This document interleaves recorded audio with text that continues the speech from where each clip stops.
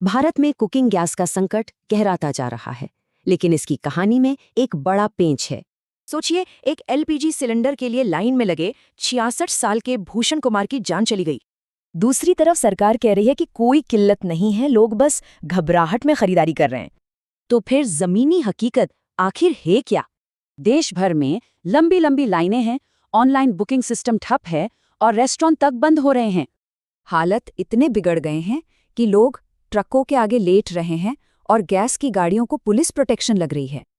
और हाँ, एक ब्लैक मार्केट भी चल पड़ा है, जहां सिलेंडर की कीमत 6 गुना तक ज्यादा वसूली जा रही है। इस संकट की जड़ है हमारी निर्भरता। भारत की 60% एलपीजी बाहर से मतलब इंपोर्ट की जाती है, और इस इंपोर्ट का 90% हिस्सा सिर्फ एक ही रास्ते से आता है, स्ट्रेट ऑफ हॉर्मुज से। हाल के कॉन्फ्लिक्ट के बाद ईरान ने ये रास्ता बंद कर दिया और बस भारत की सप्लाई लाइन ही कट गई।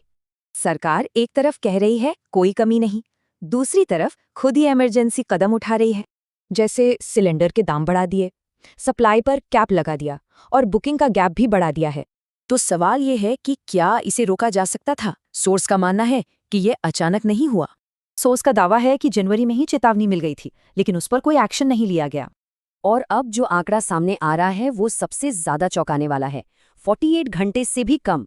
ये है भारत का स्ट्रेटेजिक एलपीजी रिजर्व, मतलब हमारे पास 2 दिन से भी कम का स्टॉक है। तो अब आगे क्या होगा? इस संकट से निकलने के 4 रास्ते हो सकते हैं, लेकिन असल में इनमें से कोई भी रास्ता आसान नहीं।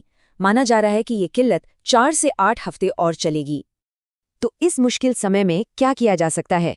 कुछ छोटे लेकिन काम के कदम उठाए जा सकते हैं। पर इस संकट की सबसे बड़ी और दुखद कीमत चुका रही हैं गांव की महिलाएं, जो फिर से चूल्हे पर लौट रही हैं। ये संकट दिखाता है कि कैसे एक जरूरी चीज के लिए हमारे पास कोई बफर ही नहीं है। ये सिर्फ जंग का नहीं, तैयारी में कमी का भी नतीजा है।